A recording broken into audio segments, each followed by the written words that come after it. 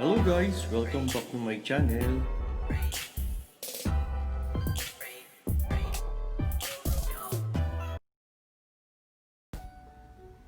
Isang magandang araw sa ating lahat. Ngayong araw pong ito ay ituturo ko sa inyo kung paano ang tamang pamamaraan ng paghuhugas ng ating mga kamay.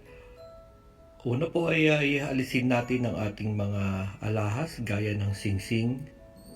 Isama natin pati ang ating relo kung tayo may suot ng relo. Ugaliin natin maghugas ng ating mga kamay, lalo na kapag tayo ay bago kumain, pagkatapos kumain, pagkagaling natin sa labas, pagkagaling natin sa ating mga trabaho, at pagka-uwi natin ng bahay upang maiwasan natin na anumang klase ng karamdaman. Ngayon ay simulan na natin kung paano tayo maghugas ng ating mga kamay. Tayo maghugas hanggang 20 to 40 seconds up to 1 minute. Una natin gagawin ay basain natin ang ating mga kamay.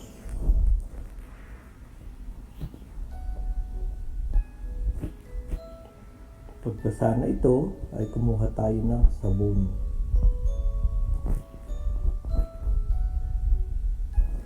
I-rub natin siya. Then ang soap at water, rub your hand palm to palm.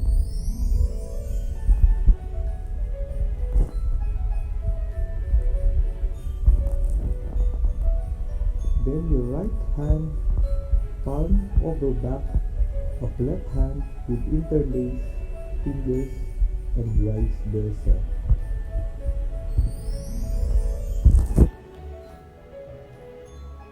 And then palm to palm, fingers interlace.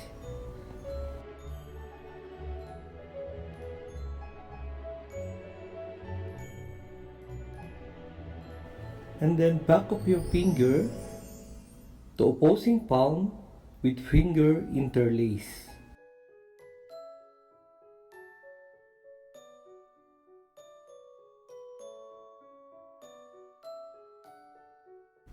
Rotational rubbing of left thumb clasp in right palm and vice versa.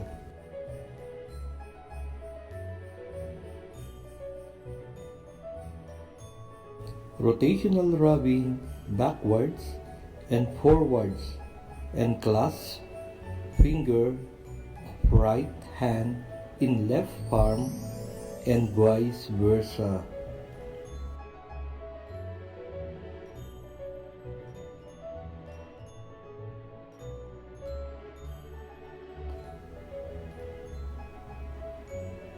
And then rinse your hand with water.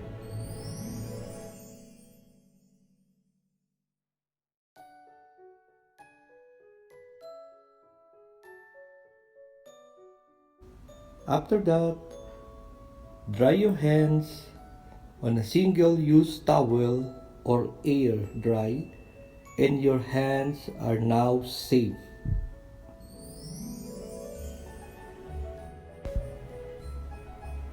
If your faucet is not automatic like this, use your hand towel to close the faucet and then throw it to the waste bin. Thank you very much, and see you on my next vlog. Subscribe on my channel, like and share.